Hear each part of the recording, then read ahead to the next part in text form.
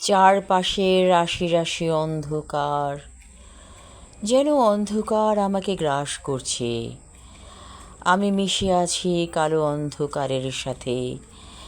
কালো অন্ধকার আমাকে গ্রাস করছে প্রতি মুহূর্তে। এত অন্ধকার চারপাশ আগে তো ছিল না। হঠাৎ করে কারেন্ট চলে গেছে, কোথাও কোনো আলো নেই, চারপাশে শুধু অন্ধকার।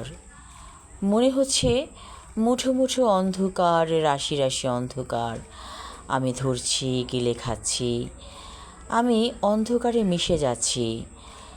এত অন্ধকারের মাঝে নিজেকে অসহায় লাগছে।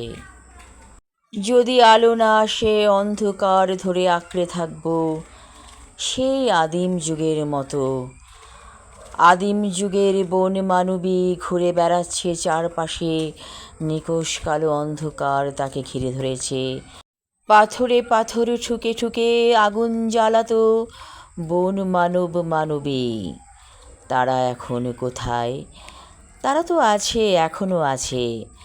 তোমার আর আমার মাঝে তারা আছে।